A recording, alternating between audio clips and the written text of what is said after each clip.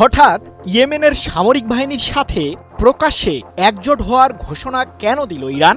এটি কি ইসরায়েলের বিরুদ্ধে বৃহৎ যুদ্ধের পূর্ব পরিকল্পনার অংশ? কারণ ইরানের সর্বোচ্চ প্রতিরক্ষা বাহিনী আইআরজিসি জানিয়েছে, ইহুদিবাদীদের বিরুদ্ধে লড়াই চালিয়ে যেতে ইয়েমেনের সশস্ত্র বাহিনীর সাথে কৌশলগত সম্পর্ক বৃদ্ধির প্রস্তুতি নিয়েছে তেহরান। দুই শক্তিশালী জোটকে মোকাবিলা করতে পারবে তো ইসরায়েল? দীর্ঘদিন ধরেই ইসরায়েলের বিরুদ্ধে বিভিন্ন ধরনের সামরিক হামলা চালিয়ে আসছিল ইয়েমেনের বিদ্রোহী গোষ্ঠী হুথিরা। কিন্তু গাজায় ইসরায়েলের প্রধানমন্ত্রী বেনিয়ামিন নেতানিয়াহুর যুদ্ধবিরতির পর থেকেই ইহুদিবাদীদের বিরুদ্ধে হামলা বন্ধের ঘোষণা দেয় হুথি বিদ্রোহীরা। তবে হামলা বন্ধ হলেও ইহুদিবাদীদের সম্ভাব্য আগ্রাসনের বিরুদ্ধে প্রস্তুতির কমতি রাখছে না হুথিরা। এবার তাদের সাথে যোগ দেওয়ার ঘোষণা দিল ইরানও। নেতানিয়াহুর বাহিনীকে মোকাবিলা প্রসঙ্গে ইরানের আইআরজিসির জ্যেষ্ঠ commander major general Mohammad Pakpour বলেছেন, পশ্চিমা শক্তি এবং ইসরায়েলকে মোকাবিলায় ইয়েমেনি সামরিক বাহিনীর সাথে কৌশলগত সহযোগিতা বৃদ্ধি করবে ইরান।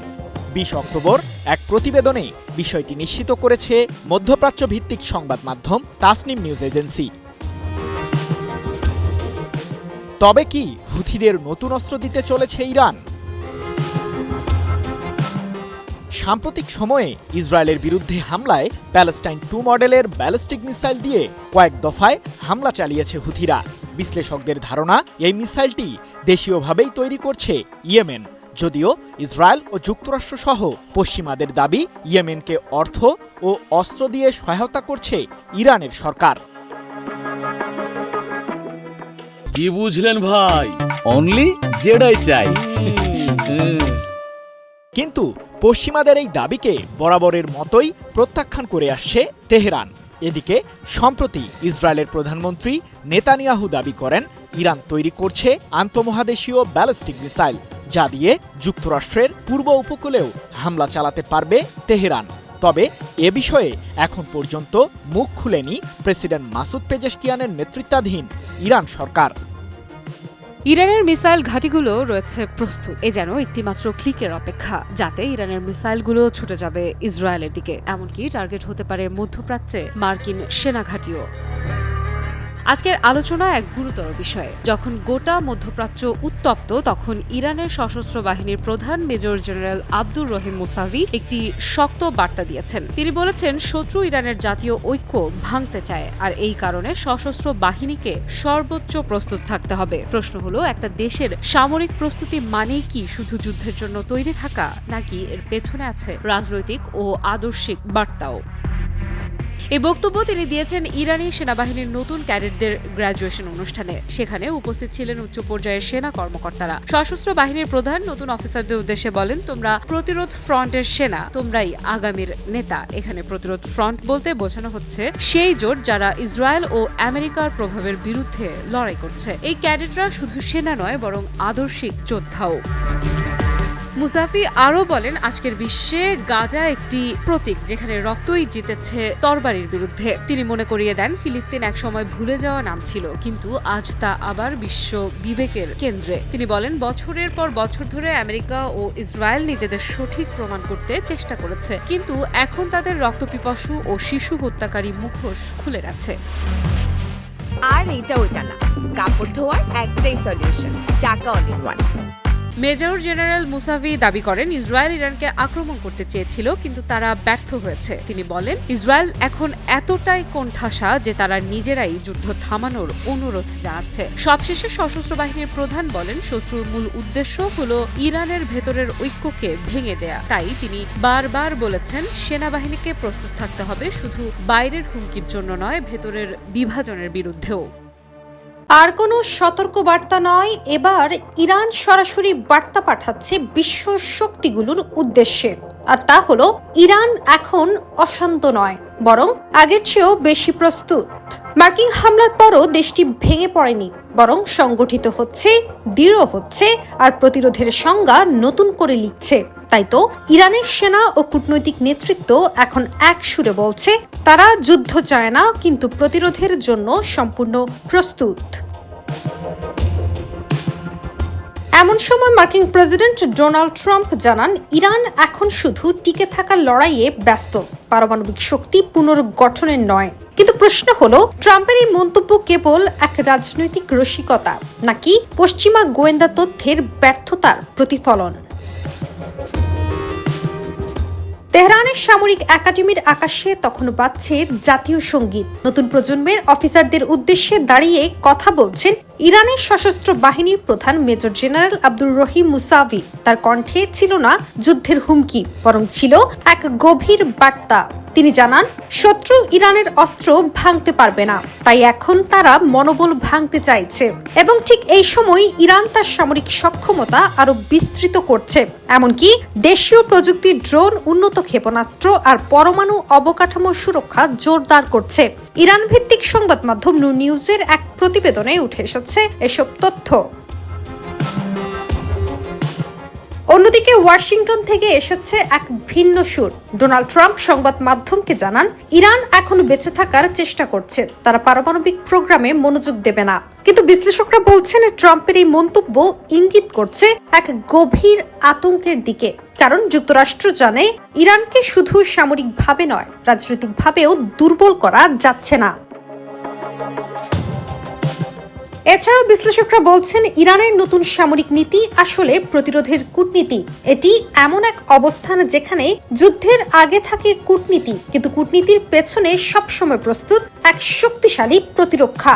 ট্রাম্পের বক্তব্য হয়তো পুরনো মনোভাবের প্রতিধ্বনি, কিন্তু আজকের ইরান এক ভিন্ন রাষ্ট্র, যেখানে প্রতিটি সামরিক ঘাঁটি, প্রতিটি গবেষণাগার আর প্রতিটি কর্মকর্তা বিশ্বকে একটাই বার্তা দিচ্ছে, আর তা হলো, ইরান কখনো ভাঙে না, বরং প্রতিটি আঘাতেই আরো শক্তিশালী হয়ে ওঠে।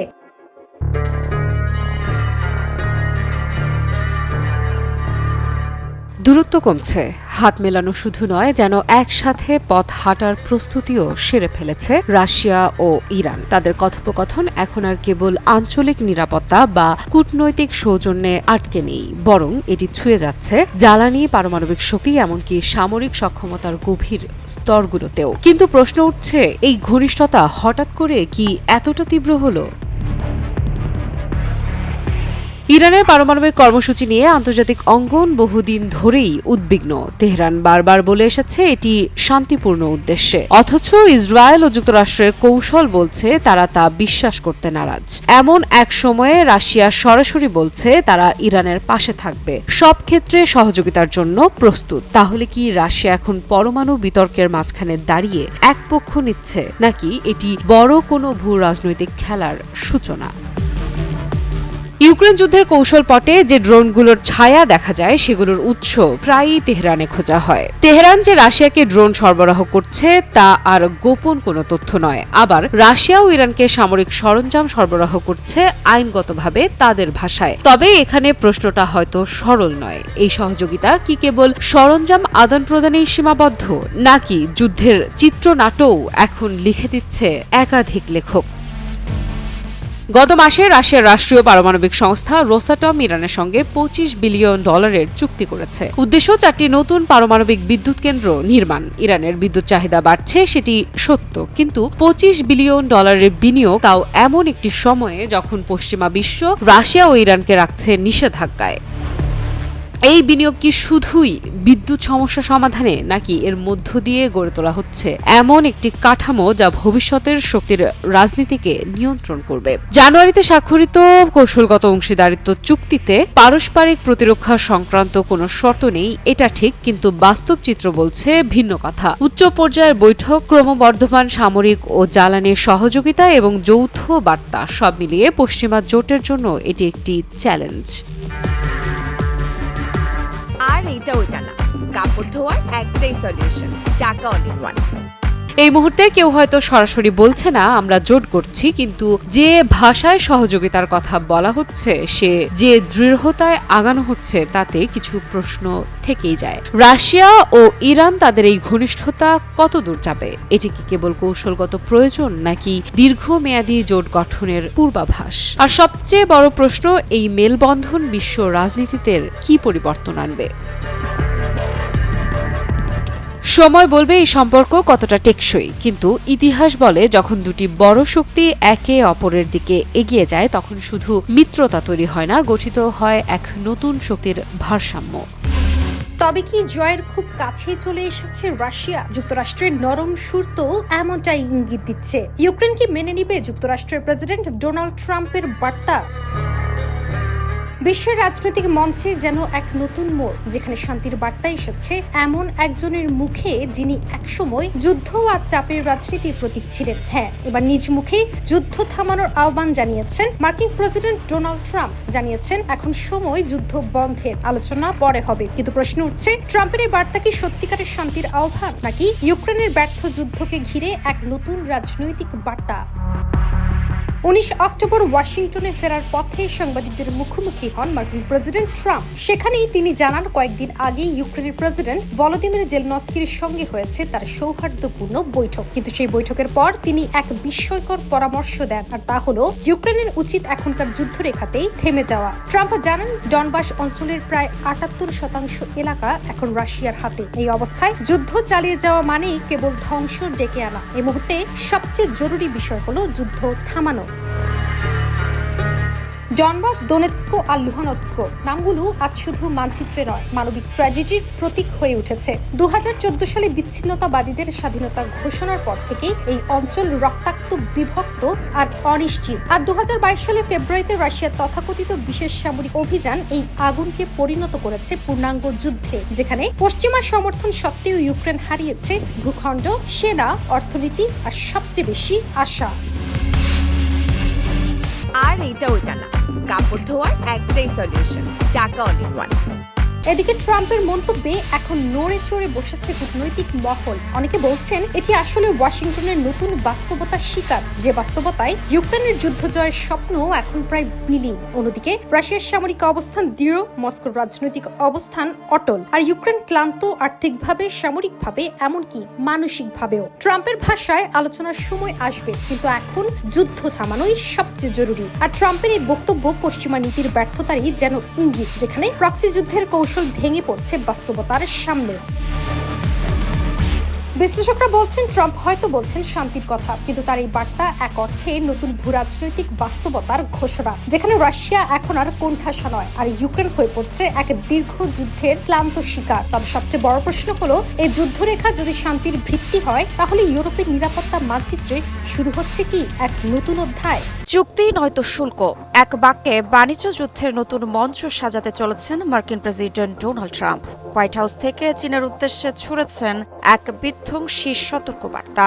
ন্যায্য চুক্তি না হলে চীনের ওপর বসবে 155% শুল্ক।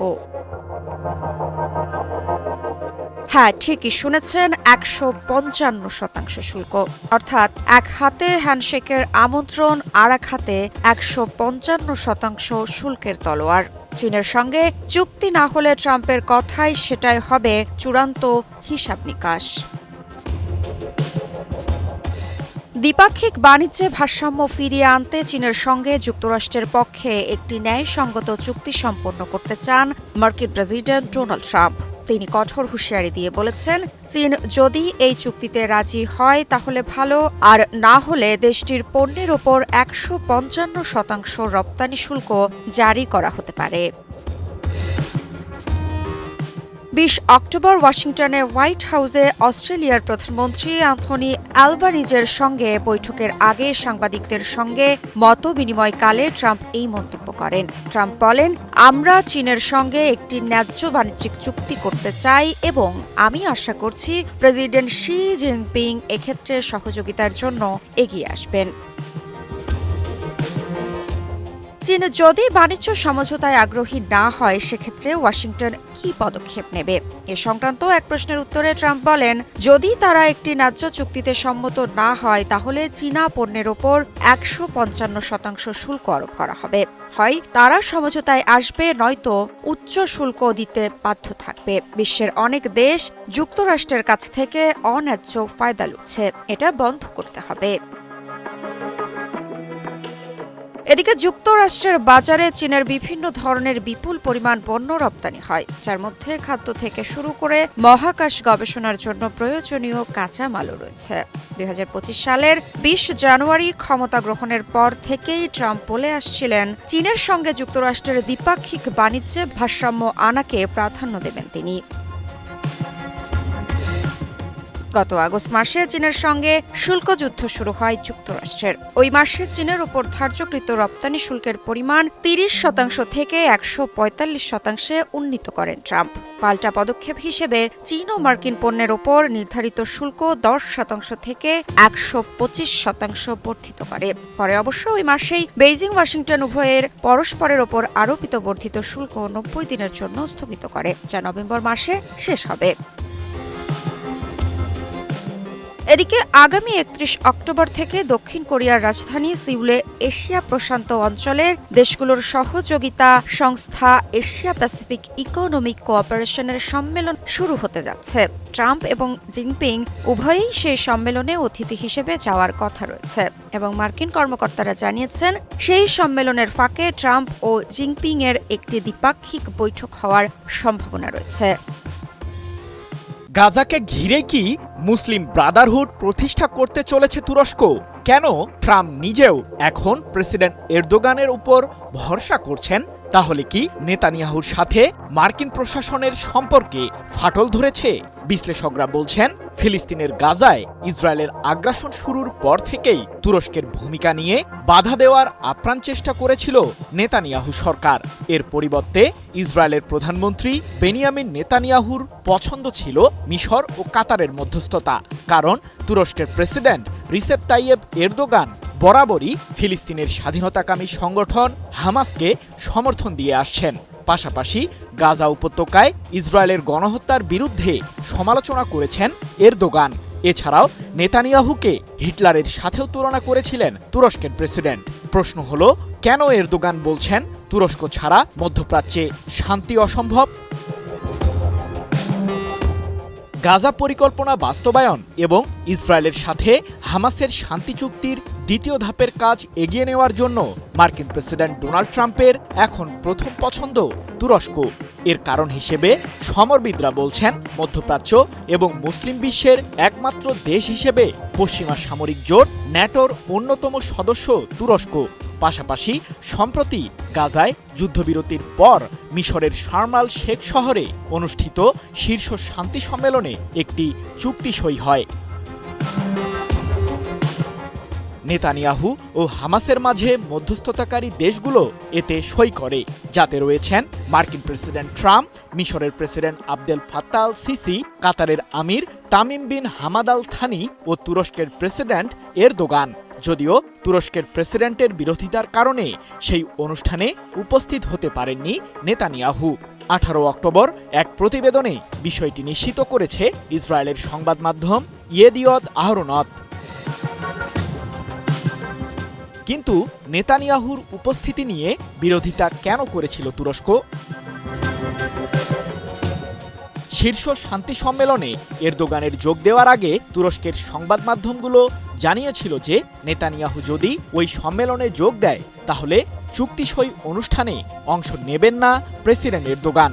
এমনকি মিশরে অবতরণের আগে তুরস্কের প্রেসিডেন্টকে বহনকারী বিমানটি কিছুক্ষণ কায়রোর আকাশসীমায় অবস্থান করছিল। অবশেষে নেতানিয়াহুর মিশর সফর বাতিল ঘোষণার পর এরদোগানের বিমানটি কায়রোতে অবতরণ করে। এদিকে মুসলিম ব্রাদারহুডের সাথে এরদোগানের প্রকাশ্য পরিচয়ের প্রেক্ষিতে গাজায় যুদ্ধ পরবর্তী কূটনীতিতে তুরস্কের অংশগ্রহণ নেতানিয়াহুর জন্য মাথাব্যথার প্রধান কারণ হয়ে দাঁড়িয়েছে। এছাড়াও মার্কিন প্রেসিডেন্ট ট্রাম্পের সাথে এরদোগানের ঘনিষ্ঠতা ইসরায়েলের কাছে এখন মূল উদ্বেগের বিষয়। এ প্রসঙ্গে ইসরায়েল ভিত্তিক গবেষণা প্রতিষ্ঠান ইনস্টিটিউট ফর ন্যাশনাল সিকিউরিটি স্টাডিজের গবেষক ডক্টর গ্যালিয়া লিন্ডেন স্ট্রাউস বলেন, দীর্ঘদিন ধরেই ইসরায়েল গাজা ইস্যুতে তুরস্কের প্রত্যক্ষ সম্পৃক্ততার বিষয়টির বিরোধিতা করে আসছে। তবে নেতানিয়াহুর উপর ট্রাম্পের চাপ এবং মার্কিন তুরস্ক সম্পর্কের কারণে হোয়াইট হাউস শাসক এখন মনে করছেন মধ্যপ্রাচ্যে শৃঙ্খলা আনার জন্য এরদোগানই যথেষ্ট। তুরস্কের প্রেসিডেন্টের উপর ট্রাম্পের এমন আস্থার কারণ হিসেবে ডক্টর গ্যালিয়া বলেন, হামাসের উপর আঙ্কারার একটি বিশেষ প্রভাব রয়েছে, যা দেশটিকে ফিলিস্তিনিদের জন্য অপরিহার্য খেলোয়াড় হিসেবে প্রতিষ্ঠা করেছে। কারণ হামাসকে তহবিল এবং প্রয়োজনীয় রসদ সরবরাহ করে তুরস্ক। আর এ কারণেই মূলত ফিলিস্তিনের স্বাধীনতাকামী সংগঠনটির উপর প্রভাব খাটাতে পারেন এরদোগান। আর এটা ওটা না, কাপড় ধোয়ার একটাই সলিউশন, চাকা অল ইন ওয়ান। সম্প্রতি তুরস্কের প্রতিরক্ষা মন্ত্রণালয় এক বিবৃতিতে জানায়, গাজায় শান্তি প্রতিষ্ঠা ও শৃঙ্খলা বজায় রাখতে প্রেসিডেন্ট এরদোগানের দেশটি তার চৌকস সামরিক বাহিনীকে উপত্যকাটিতে মোতায়েন করতে প্রস্তুত রয়েছে। এই বিষয়টিকে ঘিরেও নেতানিয়াহুর মাঝে চাপা উদ্বেগ বিরাজ করছে।